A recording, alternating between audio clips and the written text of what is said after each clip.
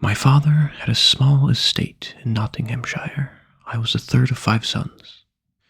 He sent me to Emmanuel College in Cambridge at 14 years old, where I resided 3 years and applied myself close to my studies. The charge of maintaining me, although I had a very scanty allowance, being too great for a narrow fortune, I was bound apprentice to Mr. James Bates, an eminent surgeon in London, with whom I continued 4 years, and my father now and then sending me small sums of money. I laid them out in learning navigation and other parts of the mathematics useful for those who intend to travel, as I always believed it would be some time or other my fortune to do. When I left Mr. Bates, I went down to my father's, where, by the assistance of him and my uncle, John, and some other relations, I got £40 and a promise of £30 a year to maintain me at Leyden. There I studied physic for 2 years and 7 months, knowing it would be useful in long voyages. Soon after my return from Leyden, I was recommended by my good master, Mr. Bates, to surgeon to the Swallow, Captain Abraham Pennell, commander, with whom I continued 3 years and a half, making a voyage or 2 in the Levant and some other parts. When I came back, I resolved to settle in London, to which Mr. Bates, my master, encouraged me, and by him I was recommended to several patients. I took part of a small house in the Old Jury, and being advised to alter my condition, I married Mrs. Mary Burton, second daughter to Mr. Edmund Burton, hosier in the Newgate Street, with whom I received £400 for a portion. But my good master Bates dying in 2 years after, and I having few friends, my business began to fail, for my conscience would not suffer me to imitate the bad practice of too many among my brethren. Having therefore consulted with my wife and some of my acquaintance, I determined to go again to sea. I was surgeon successfully in 2 ships, and made several voyages, for 6 years to the East and West Indies, by which I got some addition to my fortune. Many hours of leisure I spent in reading the best authors, ancient and modern, being always provided with a good number of books, and when I was ashore, in observing the manners and dispositions of the people, as well as learning their language, wherein I had a great faculty by the strength of my memory. The last of those voyages not proving very fortunate, I grew weary of the sea, and intended to stay at home with my wife and family. I removed from the Old Jury to Fetter Lane, and from thence to Wapping, hoping to get business among the sailors, but it would not turn to account. After 3 years' expectation that things would mend, I accepted an advantageous offer from Captain William Prickard, master of the Antelope, who was making a voyage to the South Sea. We set sail from Bristol, May 4th, 1699, and our voyage at first was very prosperous. It would not be the proper, for some reasons, to trouble the reader with the particulars of our adventures in those seas. Let it suffice to inform him that in our passage from thence to the East Indies, we were driven by a violent storm to the northwest of Van Diemen's Land. By an observation, we found ourselves in the latitude of 30 degrees, 2 minutes south. 12 of our crew were dead by immoderate labor and ill food. The rest were in very weak condition. On the 5th of November, which was the beginning of summer in these parts, the weather being very hazy, and the seamen spied a rock within a half cable's length of the ship. But the wind was so strong that we were driven directly upon it, and immediately split. 6 of the crew, of whom I was one, having let down the boat into the sea, made a shift to get clear of the ship and the rock. We rowed, by my computation, about 3 leagues, till we were able to work no longer, being already spent with labor while we were in the ship. We therefore trusted ourselves to the mercy of the waves, and in about half an hour the boat was overset by a sudden flurry from the north. What became of my companions in the boat, as well as of those who escaped on the rock, or were left in the vessel, I cannot tell, but conclude that they were all lost. For my part, I swam as fortune directed me, and was pushed forward by my wind and tide.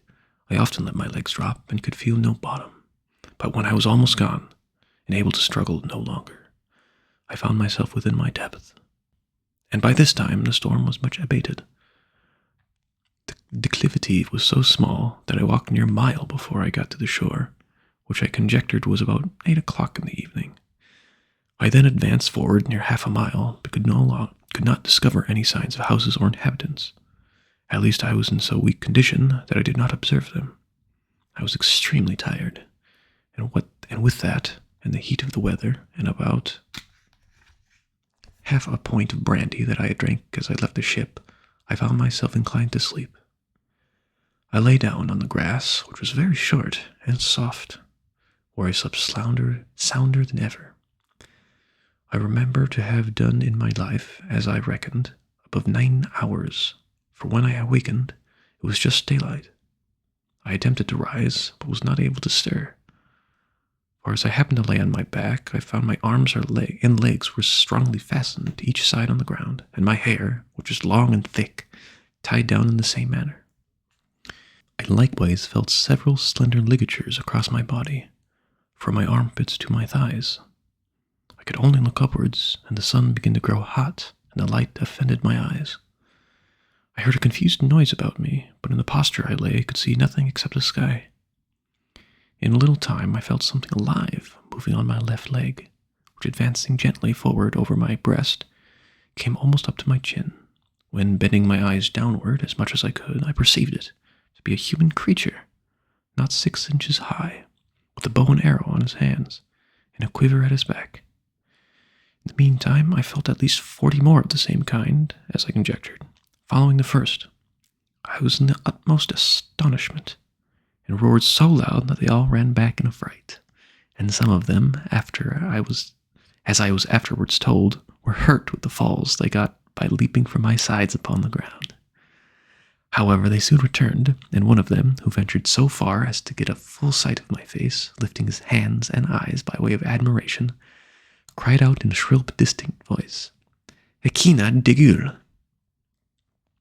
The other repeated the same words several times, but I then knew not what they meant. I lay all this while, as the reader may believe, in great uneasiness, at length struggling to get loose. I had the fortune to break the strings and wrench out the pegs that fastened my left arm to the ground, for by lifting it to my face I discovered the methods they had taken to bind me.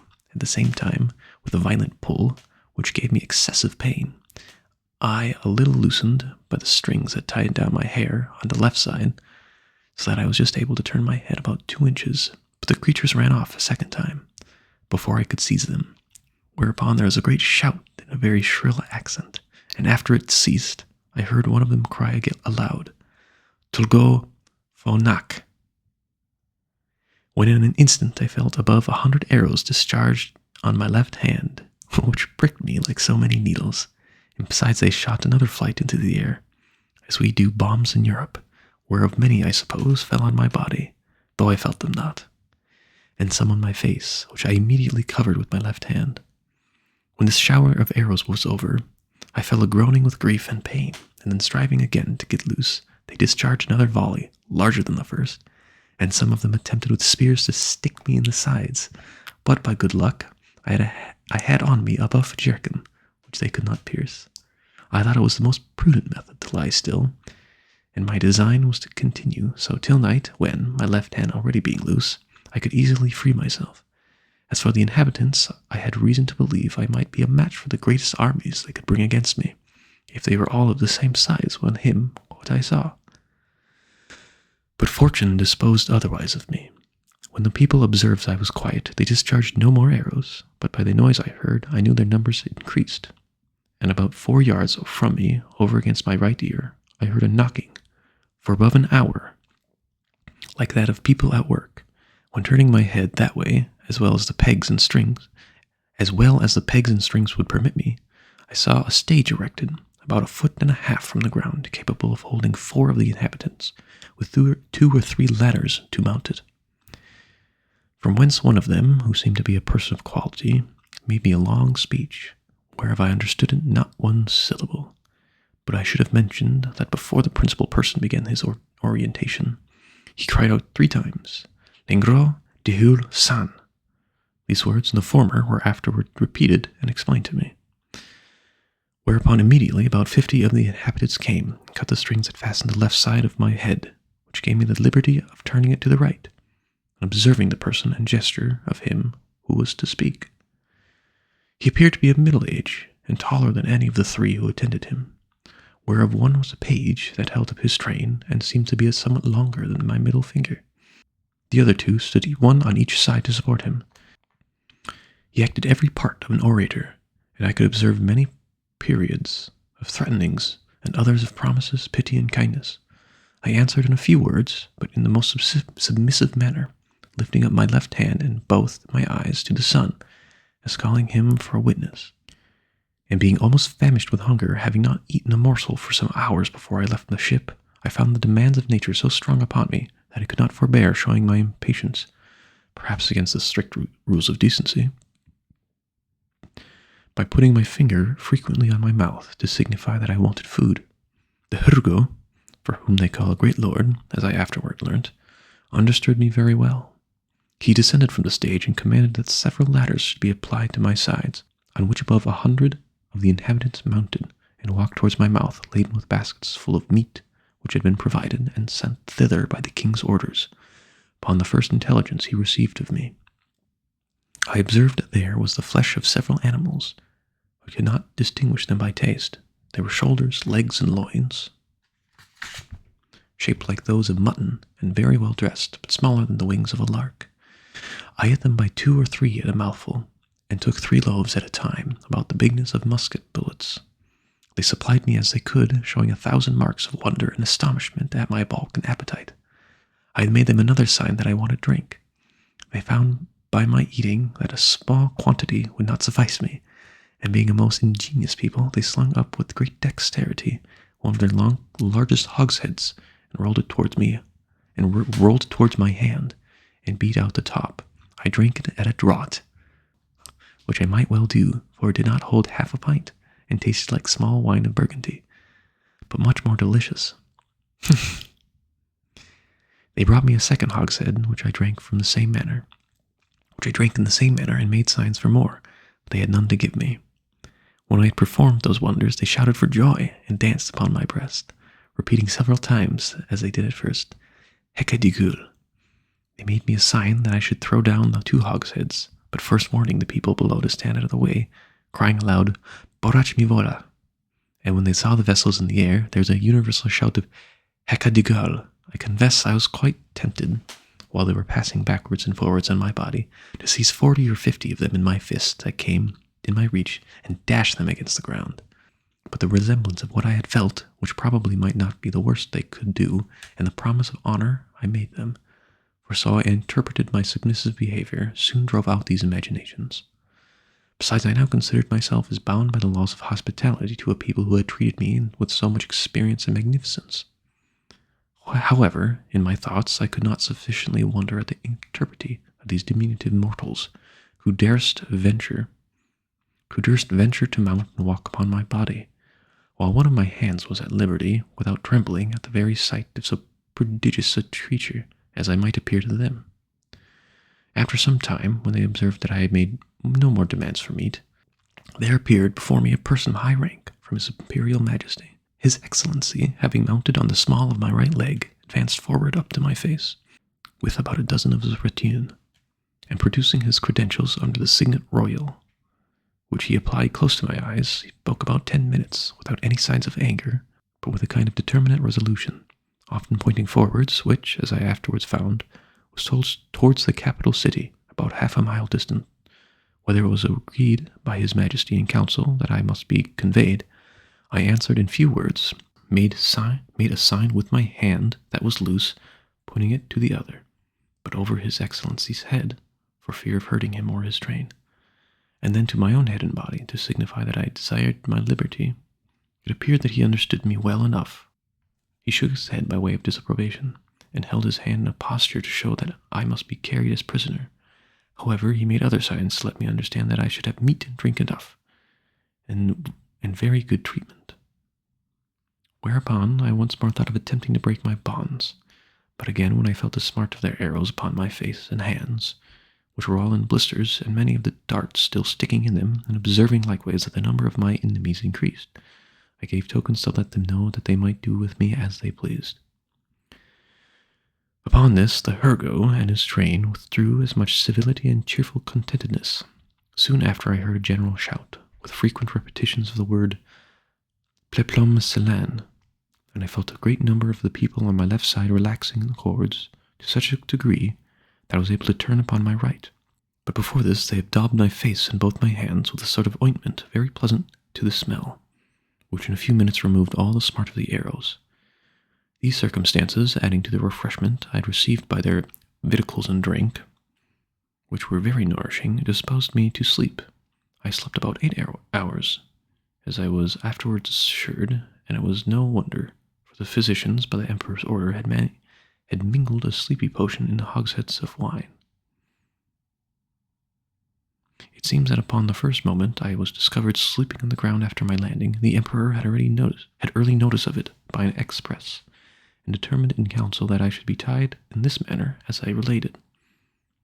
I should be tied in the manner I have related, which was done in the night when I slept.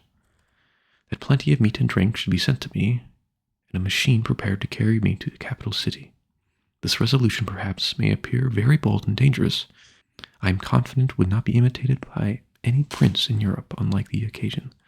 However, in my opinion, it was extremely prudent as well as generous, for supposing these people had endeavored to kill me with their spears and arrows while I was asleep, I should certainly have awakened with the first sense of a smart, which might so far have aroused my rage and strength, as to have enabled me to break their strings wherewith I was tied, after which, as they were not able to make resistance, so they could expect no mercy. These people are most excellent mathematicians, and arrived by a great perfection in mechanics by the continence and enjoyment of the Emperor, who is a renowned patron of learning. This prince hath several machines fixed on wheels for the carriage of trees and other great weights. He often builds his largest men of war, whereof some are 9 feet long, in the woods where the timber grows, and has them carried on the engines 300 or 400 yards to the sea. 500 carpenters and engineers were immediately set at work to repair the greatest engine they had. It was a frame of wood raised 3 inches from the ground, about 7 feet long, and 4 wide, moving upon 22 wheels. The shout I had heard was upon the arrival of this engine, which it seems set out in 4 hours after my landing. It was brought parallel to me as I lay, but the principal difficulty was to raise and place me in this vehicle. 80 poles, each one a foot high, were erected for this purpose, and very strong cords of the bigness of packthread were fastened by hooks to many bandages, which the workman had grit round my neck, my hands, my body, and my legs. 900 of the strongest men were employed to draw out these cords by many pulleys fastened on the poles, and thus, in less than 3 hours, I was raised and slung into the engine, and there tied fast. All this I was told, for while the whole operation was performing, I lay in profound sleep by the force of that soporiferous medicine infused into my liquor.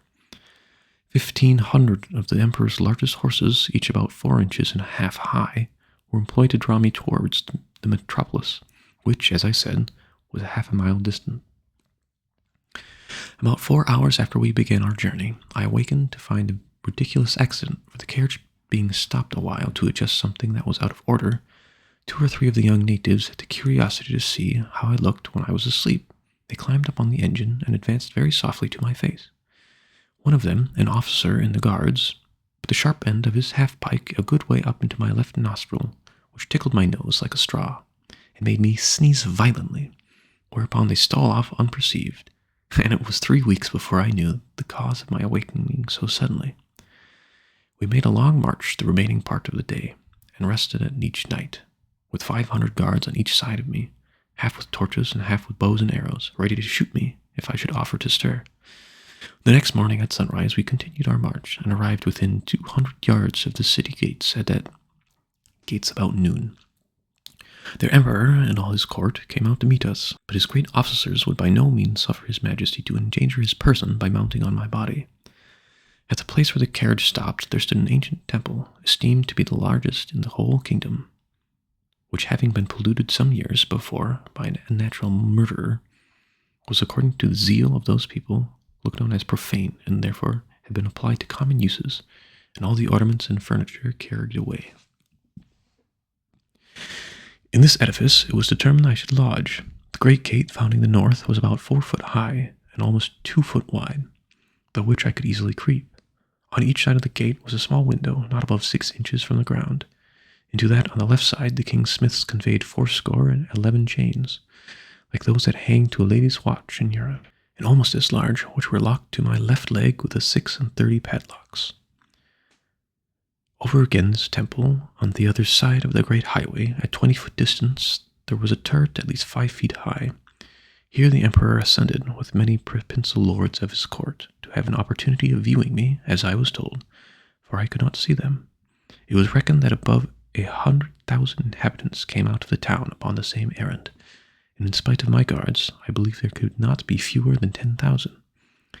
At several times, who mounted upon my body with the help of ladders, but a proclamation was soon issued to forbid it upon pain of death. When the workmen found it was impossible for me to break loose, they cut all the strings that bound me, whereupon I rose up with as melancholy a disposition as ever I had in my life. But the noise and astonishment of the people at seeing me rise and walk are not to be expressed. The chains that held my left leg were about 2 yards long, and gave me not only the liberty of walking backwards and forwards in a semicircle, but being fixed within 4 inches of the gate, allowing me to creep in and lie at my full length in the temple. Chapter 2. When I found myself on my feet, I looked about me, and must confess I never beheld a more entertaining prospect. The country round appeared like a continued garden, with the enclosed fields, which were generally 40 foot square, resembled so many beds of flowers. These fields were intermingled with woods of half a stang, and the tallest trees, as I could judge, appeared to be 7 foot high. I viewed the town on my left hand, which looked like a painted scene of a city in a theatre. The emperor was already descended from the tower, and advancing on horseback towards me, which had like to have cost him dear, for the beast, though very well trained, yet wholly unused to such a sight, which appeared as if a mountain moved before him, reared up on its hinder feet. But that prince, who was an excellent horseman, kept his seat till his attendants ran in and held the bridle, while his master had time to dismount. When he alighted, he surveyed me round with great admiration, but kept without the length of my chain. He ordered his cooks and butlers, who were already prepared, to give me victuals and drink, which they pushed forward in a sort of vehicles upon wheels till I could reach them. I took these vehicles and soon emptied them all. 20 of them were filled with meat, and 10 with liquor. Each of the former afforded me 2 or 3 good mouthfuls, and I emptied the liquor of 10 vessels, which was contained in earthen vials, into one vehicle, drinking it off at a draught. And so I did with the rest. The empress and young princes of the blood of both sexes, attended by many ladies, sat at some distance in their chairs. But upon the accident that happened to the emperor's horse, they alighted and came near his person, which I am now going to describe. He is taller by almost the breadth of my nail than any of his court, which alone is enough to strike an awe into the beholders. His features were strong and masculine, with an Australian lip and arched nose, his complexion olive, his countenance erect, and his body and limbs well proportioned. All his motions graceful, and his deportment majestic. He was then past his prime, being 28 years and 3/4 old, of which he had regained about 7 in great felicity, and generally victorious. For the better convenience of beholding him, I lay on my side, so my face was parallel to his, and he stood but 3 yards off. However, I have had him since many times in my hand, and therefore cannot be deceived in the description. His dress was very plain and simple, and the fashion of it between the Asiatic and the European, but he had on his head a light helmet of gold, adorned with jewels, and a plume on the crest. He had a sword drawn in his hand to defend himself, if I should happen to break loose. It was almost 3 inches long, the hilt and scabbard with gold enriched with diamonds. His voice was shrill, but very clear and articulate, and I could distinctly hear it when I stood up. The ladies and the courtiers were all magnificently clad, so that the spot they stood on seemed to resemble a petticoat spread on the ground, embroidered with the figures of gold and silver. His imperial majesty spoke often to me, and I returned answers, but neither of us could understand a syllable. There were several of his priests and lawyers present, as I conjectured by their habits, who were commanded to address themselves to me, and I spoke to them in as many languages as I had the least smattering of, which were High and Low Dutch, Latin, French, Spanish, Italian, and lingua franca, but to all no purpose. After about 2 hours, the court retired, and I was left with a strong guard to prevent the impertinence and probably the malice of the rabble, who were very impatient to crowd about me as near they durst, and some of them had the impudence to shoot their arrows at me as I sat on the ground by the door of my house, whereof one of very narrowly missed my left eye. But the consul ordered 6 of the ringleaders to be seized, and though no punishment so proper as to deliver them bound into my hands, which some of the soldiers accordingly did, pushing them forwards with the butt ends of their pikes into my reach. I took them all in my right hand, put 5 of them into my coat pocket, and as to the 6th, I made a countenance as if I would eat him alive. The poor man squalled terribly, and the consul and his officers were much in pain, especially when they saw me take out my penknife. But I soon put them out of fear, for, looking mildly and immediately cutting the strings he was bound with, I sent him gently on the ground, and away he ran. I treated the rest in the same manner, taking them out one by one of my pocket, and I observed both the soldiers and the people were highly obliged at this mark of my clemency, which was represented very much to my advantage at court. Towards night, I got with some difficulty into my house, where I lay on the ground, and continued to do so about a fortnight, during which time the emperor gave me orders to have a bed prepared for me. 600 beds of the common measure were brought in carriages and worked up in my house. 150 of their beds sewn together made up a breadth and length, and those were 4 double, which however kept me, but very indifferently, from the hardness of the floor, that was of smooth stone. By the same computation, they provided me with sheets, blankets, and coverlets, tolerable enough for one who had been so long endured to hardships as I. As the news of my arrival spread throughout the kingdom, it brought prodigious numbers of rich, idle, and curious people to see me, so that the villages were almost emptied, and great neglect of tillage and household affairs must have ensued, if his imperial majesty had not provided, by several proclamations and orders of state, against this inconveniency.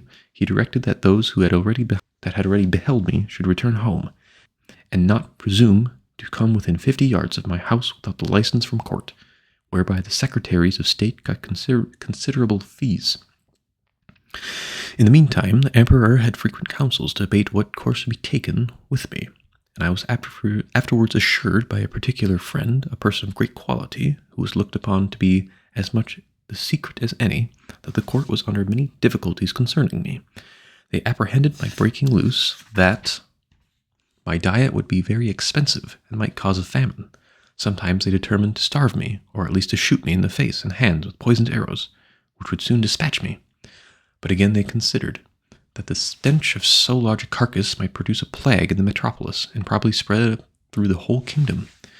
In the midst of these consultations, several officers of the army went to the door of the great council chamber, and 2 of them, being admitted, gave an account of my behavior to the 6 criminals above mentioned, which made so favorable an impression in the breast of his majesty, and the whole board in my behalf, that an imperial commission was issued out, obliging all the villages 900 yards round the city to deliver in every morning 6 beeves, 40 sheep, and other victuals for my sustenance, together with a proportional quantity of bread and wine and other liquors, for the due payment of which his majesty gave assignments upon his treasury. For this prince lives chiefly upon his own demences, seldom, except upon great occasions, raising any subsidies upon his subjects who are bound to attend him in his wars at their own expense. An establishment was also made of 600 persons to be my domestics, who had board wages allowed for their maintenance, and tents built for them very conveniently on each side of my door. It was likely ordered that 300 tailors should make me a suit of clothes after the fashion of the country, that 6 of his majesty's greatest scholars should be employed to instruct me in their language, and, lastly, that the emperor's horses and those of the nobility and troops of guards should be frequently exercised in my sight, to accustom themselves to me. All these orders were duly put in execution, and in about 3 weeks I made a great progress in learning their language, during which time the emperor frequently honored me with his visits and was pleased to assist my masters in teaching me. We began already to converse together in some sort, and the first words I learnt were to express my desire that he would please give me my liberty, which I every day repeated on my knees. His answer, as I could apprehend, was that this must be a work of time, not to be thought on without the advice of his council. That first I must lumus clim peso dicer lon imposo, that is, swear a peace with him and his kingdom. However, that I should be used with all kindness, and he advised me to acquire, by my patience and discreet behavior, the good opinion of himself and his subjects. He desired I would not take it ill if he gave orders to certain proper officials to search me, for probably I might carry about me several weapons, which must needs be dangerous things, as if they answered the bulk of so prodigious a person. I said, His Majesty should be satisfied, for I was ready to strip myself and turn up my pockets before him. Thus I delivered part in words and part in signs. He replied that by the laws of the kingdom I must be searched by 2 of his officers, that he knew this could not be done without my consent and assistance, that he had so good an opinion of my generosity and justice as to trust their persons in my hands, that whatever they took from me should be returned when I left the country, or paid for at the rate I would set upon them. I took up the 2 officers in my hands, put the first into my coat pockets, and then into every other pocket about me, except my 2 fobs, and another secret pocket I had no mind should be searched, wherein I had some little necessities that were of no consequence to any but myself. In one of my fobs there was a silver watch, and in the other a small quantity of gold in a purse. These gentlemen, having pen and ink and paper about them, made an exact inventory of everything they saw, and what they had done, desired I would set them down, that they might deliver it to the emperor. This inventory I afterwards translated into English, and is word for word as follows. Imprimis, in the right coat pocket of the great mountain man, for so I interpret the words cumbis festiren, after the strictest search, we found only one great piece of coarse cloth, large enough to be a footcloth for your Majesty's chief room of state. In the left pocket we saw a huge silver chest, with a cover of the same metal, which we, the searchers, were not able to lift. We desired it should be opened, and one of us stepping onto it, found himself up to the mid-leg in a sort of dust, some part of whereof, flying into our faces, set us both a-sneezing for several times together. In his right waistcoat pocket we found a prodigious bundle of white thin substances, folded one over another, about the bigness of 3 men, tied with a strong cable and marked with black figures, which we humbly conceived to be writings. Every letter almost half as large as the palm of our hands. In the left there was a sort of engine, from the back of which were extended 20 long poles, resembling the palisados before your Majesty's court, wherewith we conjecture the man-mountain combs his head, for we did not always trouble him with the questions, because we found it a great difficulty to make him understand us. In a large pocket on the right side of his middle cover, so I translate the word ranfulo, by which they meant my breeches, we saw a hollow pillar of iron, about the length of a man, fastened to a strong piece of timber, larger than the pillar, and upon one side of the pillar were huge chunks of iron sticking out, cut into strange figures, which we know not what to make of. In the left pocket, another engine of some kind. In the smaller pocket on the right side were several round flat pieces of white and red metal of different bulk. Some of the white, which seemed to be silver, were so large and heavy that my comrade and I could hardly lift them. In the left pocket were 2 black pillars irregularly shaped. We could not without difficulty reach the top of them as we stood at the bottom of the pocket. One of them was covered and seemed of all one piece, but the upper end of the other there appeared a white round substance about twice the bigness of our heads.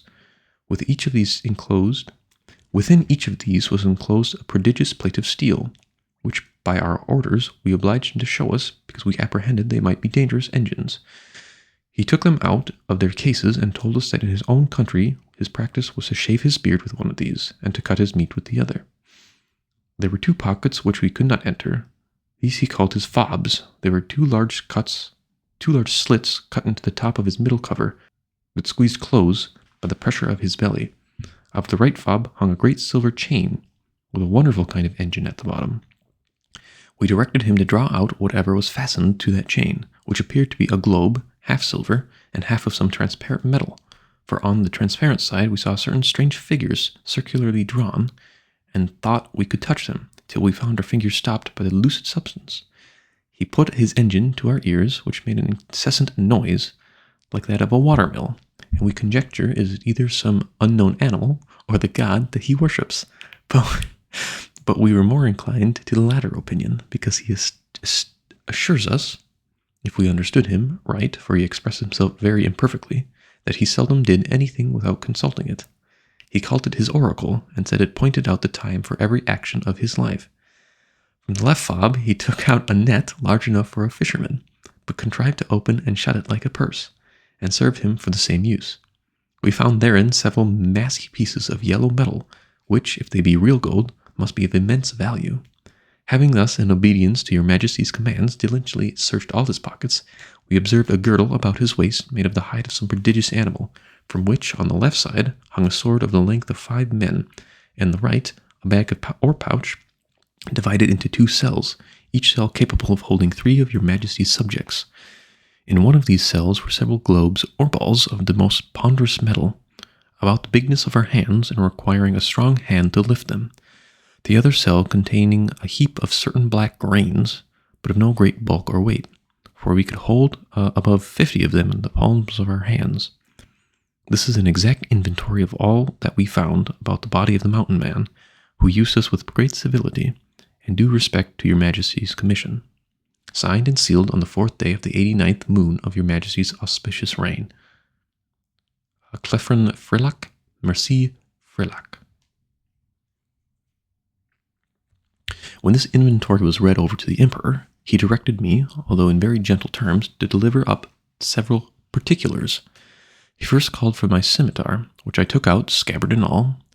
In the meantime, he ordered 3,000 of his closest troops, who attended him, to surround me at distance, with their bows and arrows just ready to discharge. But I did not observe it, for my eyes were wholly fixed upon his Majesty. He then desired me to draw my scimitar, which, although it had gotten some rust by the sea-water, was in most parts exceedingly bright. I did so, and immediately all the troops gave a shout between terror and surprise, for the sun shone clear, and the reflection dazzled their eyes as I waved my scimitar to and fro in my hand. His Majesty, who was a most magnanimous prince, was less daunted than I could expect. He ordered me to return it to the scabbard and cast it on the ground as gently as I could, about 6 foot from the end of my chain. The next thing he demanded was one of the hollow iron pillars, by which he meant my pocket pistols. I drew it out, and at his desire, as well as I could, expressed to him the use of it, and charging it only with powder, which by the closeness of my pouch happened to escape wetting the sea, an inconvenience against which all prudent mariners took special care to provide, I first cautioned the Emperor not to be afraid, and then I let it off in the air. The astonishment here was much greater than the sight of my scimitar.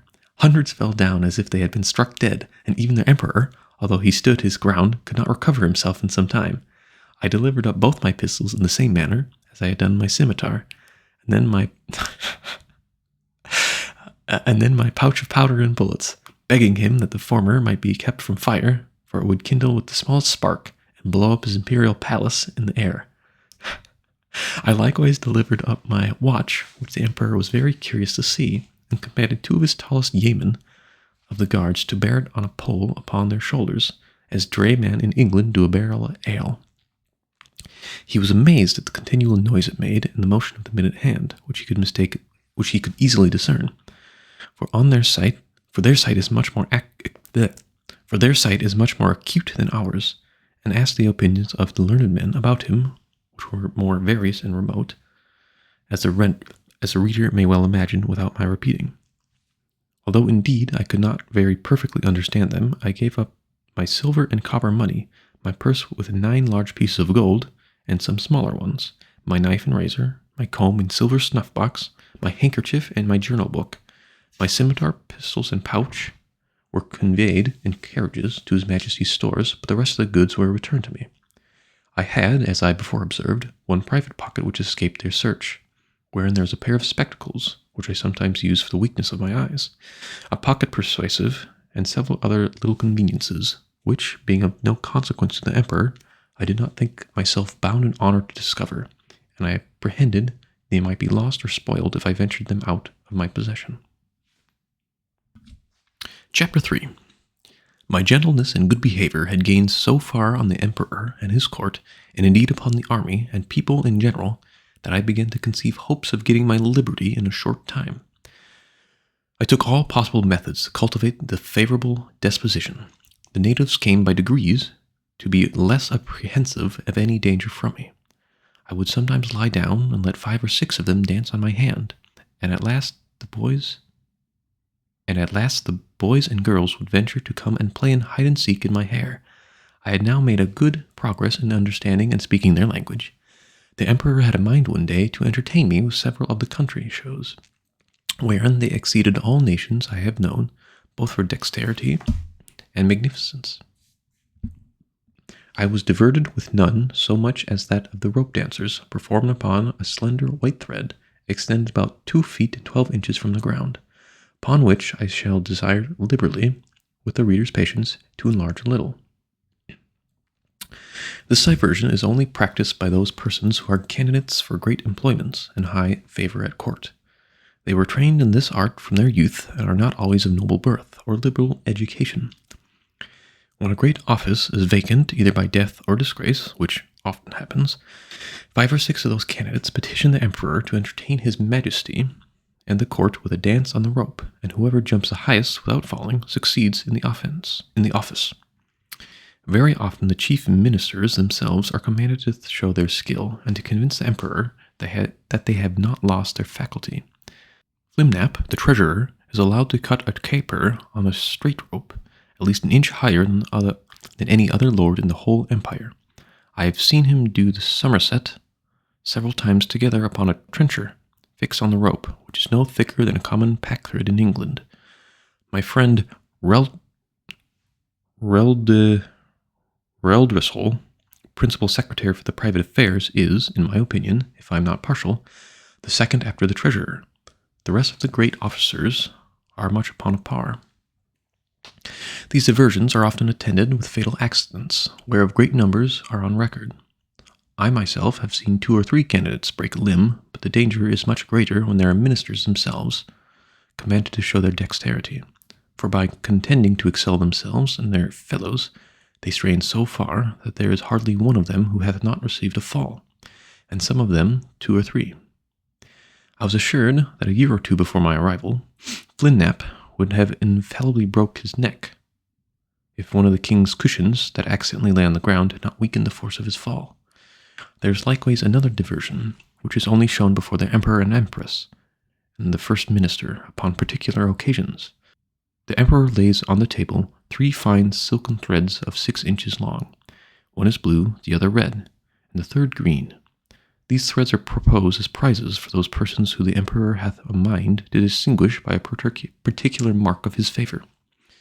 The ceremony is performed in His Majesty's great chamber of state, where the candidates are to undergo a trial of dexterity, very different from the former, and such as I have not observed the least resemblance in of any other country of the old or new world. The emperor holds a stick in his hands, both ends parallel to the horizon, while the candidates, advancing one by one, sometimes leap over the stick, sometimes creep under it backwards and forwards several times, according as the stick is advanced or depressed. Sometimes the emperor holds one end of the stick and his first minister the other. Sometimes the minister has it entirely to himself. Whoever performs his part with most agility and holds out the longest in leaping and creeping is rewarded with the blue-colored silk. The red is given to the next, and the green to the third, which they all wear grit twice round the middle. And you see few great persons about this court who are not adorned with one of these girdles. The horses of the army and those of the royal stables, having been daily led before me, were no longer shy, but would come up to my feet without staring. The riders would leap them over my hand as I held it out on the ground, and one of the emperor's huntsmen, upon a large cuirassier, took my foot, shoe, and all, which was indeed a prodigious leap. I had the good fortune to avert the emperor one day after in a very extraordinary manner. I desired he would order several sticks of 2 feet high, and the thickness of an ordinary cane, be brought to me, whereupon his majesty commanded the master of the woods to give directions accordingly. And the next morning 6 woodmen arrived with as many carriages, drawn by 8 horses, to each. I took 9 of these sticks, and fixed them firmly in the ground in a quadrangular figure, 2.5 feet square. I took the 4 other sticks and tied them parallelly at each corner, about 2 feet from the ground. Then I fastened my handkerchief to the 9 sticks that stood erect, and extended it all upon the sides till it was tight at the top of a drum, and the 4 parallel sticks, rising about 5 inches higher than the kerchief, served as ledges on each side. When I had finished my work, I desired the emperor to let a troop of his best horse, 24 number, come and exercise upon this plain. His majesty approved of the proposal, and I took them up one by one in my hands, ready mounted and armed, with the proper officials to exercise them.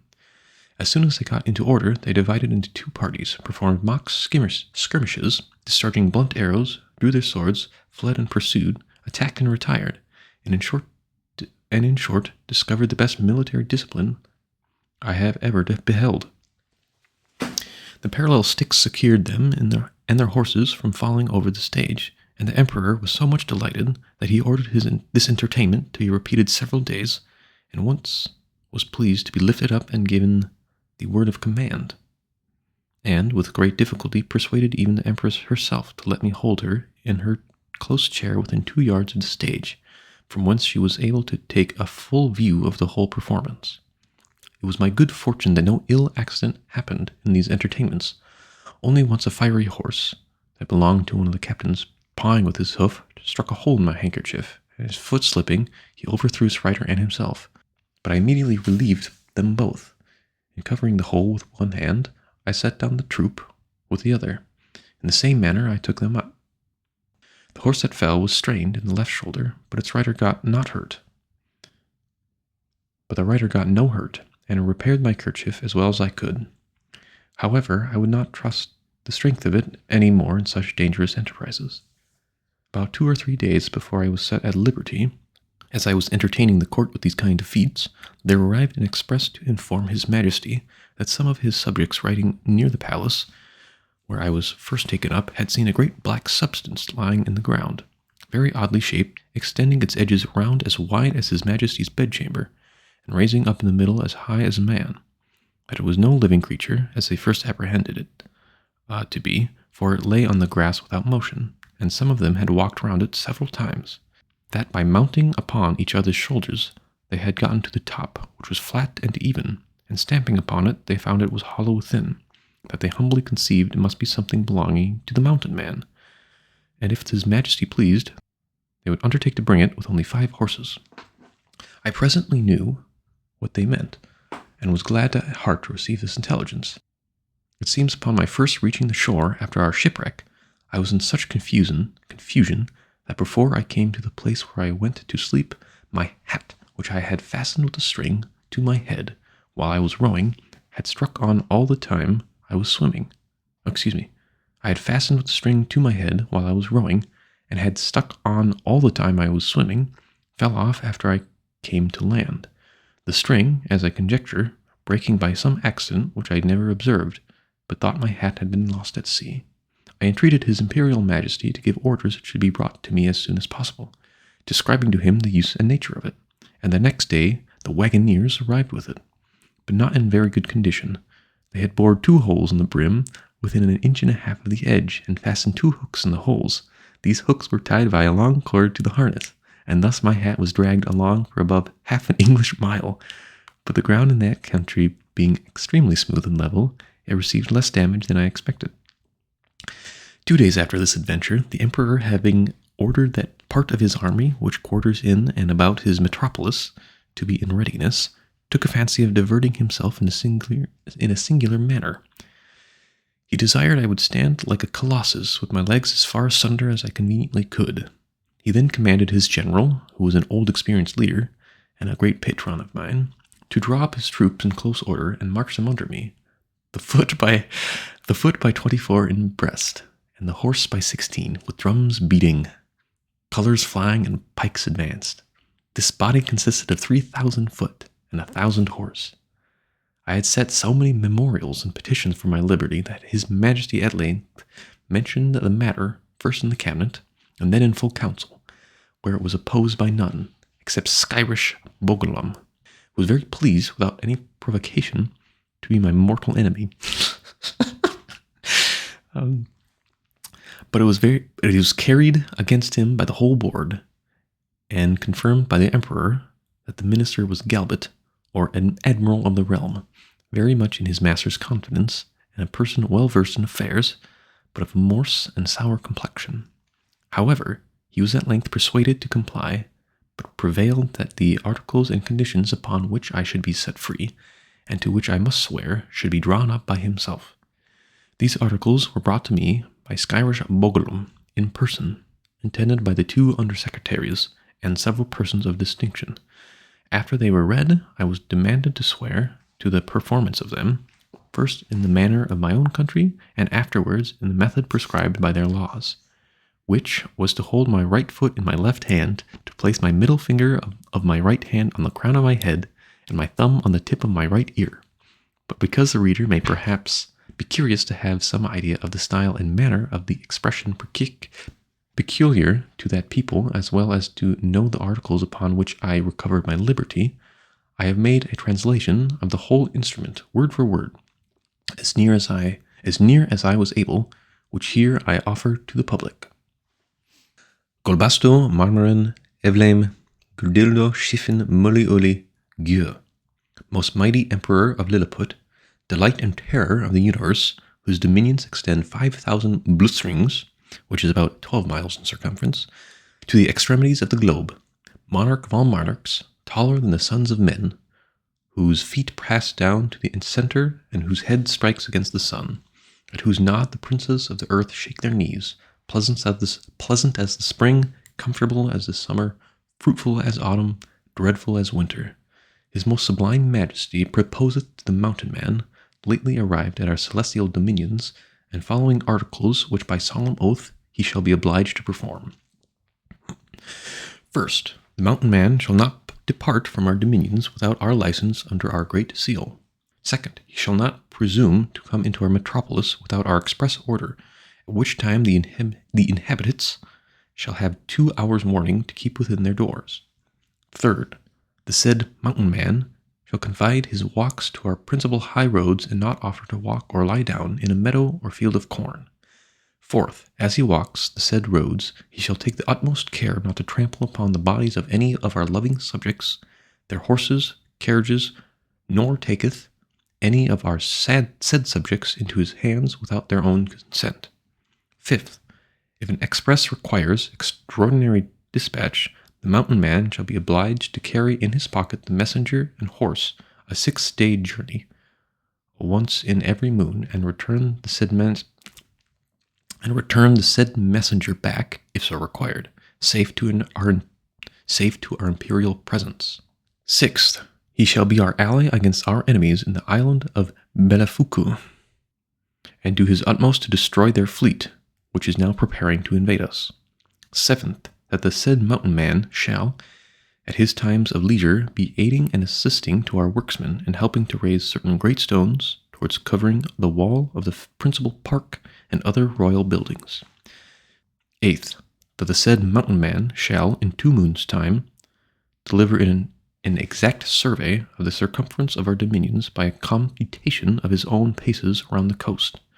And lastly, that upon his solemn oath to observe all the above articles, the said mountain man shall have a daily allowance of meat and drink sufficient for the support of 1,728 of our subjects, with free access to our royal person, and other marks of our favor, given at our palace at Belaborak, the 12th day of the 91st moon of our reign.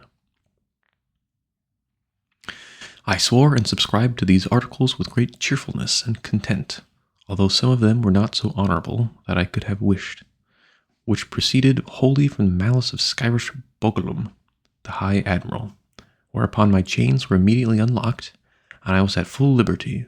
The Emperor himself in person did me the honor to be by at the whole ceremony. I made my I made my acknowledgments by prostrating myself at His Majesty's feet, but he commanded me to rise, and after many gracious expressions, which, to avoid the censure of vanity, I should not repeat, he added that he hoped I should prove a useful servant and well deserve all the favors he already conferred upon me, or might do for the future.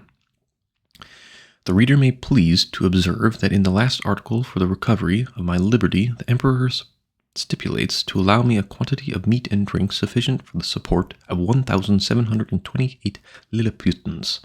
Some time after, asking a friend at court how they come to fix on a determinate number, he told me that His Majesty's mathematics, having taken the height of my body and the help of a quadrant, and finding it to exceed theirs in the proportion of 12 to 1, they concluded from the similarity of the bodies that mine must contain at least 17,028 of theirs, and consequently would require as much food as was necessary to support that number of Lilliputians, by which the reader may conceive an idea of the ingenuity of that people, as well as the prudent and exact economy of so great a prince.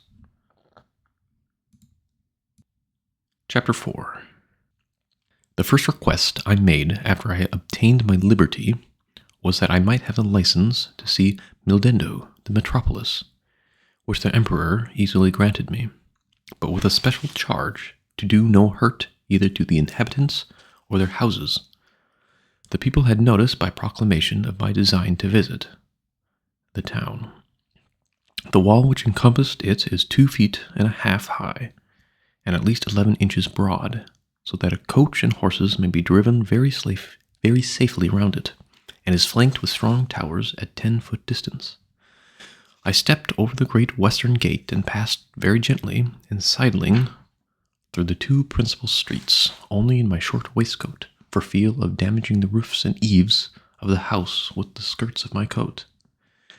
I walked with the utmost circumspection, to avoid treading on any stragglers that might remain in the streets, although the people were very strict that all people should keep in their houses at their own peril. The grey windows and tops of the houses were so crowded with spectators that I thought in all my travels I had not seen a more populous place. The city is an exact square, each side of the wall being 500 feet long. The 2 great streets, which run across and divided into 4 quarters, are 5 feet wide. The lanes and alleys, which I could not enter, but only viewed as I passed, are from 12 to 18 inches. The town is capable of holding 500,000 souls. The houses are from 3 to 5 stories. The shops and markets well provided. The Emperor's palace is in the center of the city, where the 2 great streets meet. It is enclosed by a wall of 2 foot high and 20 foot distant from the buildings. I had His Majesty's permission to step over this wall, and the space being so wide between that and the palace, I could easily view it on every side. The outward court is a square of 40 feet, and includes 2 other courts. In the inmost are the royal apartments, which I was very desirous to see, but found it extremely difficult, for the great gates from one square into another were but 18 inches high and 7 inches wide. Now the buildings of the outer court were at least 5 feet high. It was impossible for me to stride over them without infinite damage to the pile. The walls were strongly built of hewn stone and 4 inches thick. At the same time, the Emperor had a great desire that I should see the magnificence of his palace, but this I was not able to do until 3 days after, which I spent in cutting down with my knife some of the largest trees in the royal park, and about 100 years distant from the city. Of these trees, I made 2 stools, each about 3 feet in height, and strong enough to bear my weight. The people having received notice a second time, I went again through the city to the palace, with my 2 stools in hand. When I came to the side of the outer court, I stood upon one stool and took the other in my hand. This I lifted over the roof and gently sat down on the space between the first and second court, which was 8 feet wide. I then stepped over the buildings very conveniently from one stool to the other, and drew up the first after me with a hooked stick. By this contrivance I got into the inmost court, and laying down upon my side, I applied my face to the windows of the middle stories, which were left open on purpose, and discovered the most splendid apartments that can even be imagined. There I saw the Empress and the young princes in their several lodgings with their chief attendants about them. Her Imperial Majesty was pleased to smile very graciously upon me, and give me out of the window her hand to kiss. But I shall not anticipate the reader with further descriptions of this kind, because I reserve them for a greater work, which is now almost ready for the press, containing a general description of this empire, from its first erection through a long series of princes, with a particular account of their wars and politics, laws, learning, and religion, their plants and animals, their peculiar manners and customs, with other matters very curious and useful. My chief design at present being only to relate such events and transactions as happen to the public, or to myself during a residence of about 9 months in that empire. One morning, about a fortnight after I had obtained my liberty, Reldesrol, principal secretary, as they style him, of private affairs, came to my house attended only by one servant. He ordered his coach to wait at a distance and desired I would give him an hour's audience, which I readily consented to, on account of his quality and personal merits, as well as the many good offices he had done me during my solicitations at court. I offered to lie down that he might the more conveniently reach my ear, but he chose rather to let me hold him in my hand during our conversation. He began with compliments on my liberty, said he might pretend to some merit in it, but, however, added that if it had not been for the present situation of things at court, perhaps I might not have obtained it so soon. For, said he, as flourishing a condition, as we may appear to be in foreigners, we labor under two mighty evils, a violent faction at home, and the danger of invasion by a most potent enemy from abroad. As to the first, you are to understand that for above 70 moons past there have been two struggling parties in the empire, under the names of Tramexen and Slamexen, from the high and low heels on their shoes, by which they distinguish themselves. It is alleged, indeed, that the high heels are most agreeable to our ancient constitution, but however this be, his majesty hath determined to make use only low heels in the administration of the government, and all offices in the gift of the crown, as you cannot but observe, and particularly that his majesty's imperial heels are lower than at least a drur than any of his court. A drur is a measure of about a 14th part of an inch. The animosities between these two parties run so high that they will neither eat nor drink, nor talk with each other. We compute the Tramexen, our high heels, to exceed us in number, but the power is wholly on our side. We apprehend His Imperial Highness, the heir to the crown, to have some tendency towards the high heels, at least when we can plainly discover one of his heels higher than the other, which gives him a hobble in his gait. In the midst of these intensive dequits, we are threatened with an invasion from the island of Blefsau, which is the other great empire of the universe, almost as large and powerful as this of His Majesty. For as to what we have heard you affirm, there are other kingdoms and states in the world inhabited by human creatures as large as yourself. Our philosophers are in much doubt, and would rather conjecture that you dropped from the moon or from one of the stars, because it is certain that 100 mortals of your bulk would, in short time, destroy all the fruits and cattle of His Majesty's domains. Besides, our histories of 6,000 moons make no mention of any other religions than the two great empires of Lilliput and Blefsau, which two mighty powers have, as I was going to tell you, been engaged in a most obstinate war for 36 moons past. It began upon the following occasion. It is allowed on all hands that the primitive way of breaking eggs before we eat them was upon the larger end, but His President Majesty's grandfather, while he was a boy, going to eat an egg, breaking it according to the ancient practice, happened to cut one of his fingers, whereupon the emperor, his father, published an edict commanding all his subjects, upon great penalties, to break the smaller end of their eggs. The people so highly resented this law that our histories tell us there have been 6 rebellions raised on that account, wherein one emperor lost his life, and another his crown. These civil commotions were constantly formulated by the monarchs of Blefsau, and when they were quelled, the exiles were fled for refuge to that empire. It is computed that 11,000 persons have, at several times, suffered death rather than submit to break their eggs at the smaller end. Many hundred large volumes have been published upon the controversy, but the books of the big Endians have been long forgotten by the whole party, rendered incapable by the law of holding employments. During the course of these troubles, the emperors of Blasphau did frequently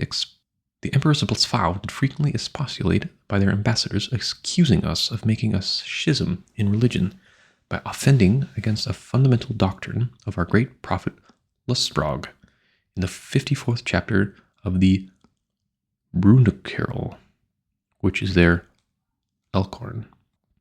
This, however, is thought to be a mere strain upon the text, for the words are these, that all true believers shall break their eggs at the convenient end.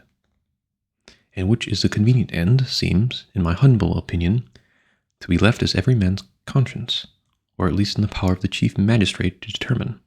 Now the big Endian exiles have found so much credit in their emperor of Blasphau's court, and so much private assistance and encouragement from their party here at home, that a bloody war hath been carried on between the two empires for 36 moons with various successes, during which time we have lost 40 capital ships and much greater number of smaller vessels, together with 30,000 of our best seamen and soldiers, and the damage received by the enemy is reckoned to be somewhat greater than ours. However, they have now equipped a numerous fleet, and are just preparing to make a descent upon us, and His Imperial Majesty, placing great confidence in your valor and strength, hath commanded me to lay this account of his affairs before you. I desired the secretary to protest my humble duty to the emperor, and to let him know that I thought it would not become me, who is a foreigner, to interfere with parties, but I was ready, with the hazard of my life, to defend his person and state against all invaders.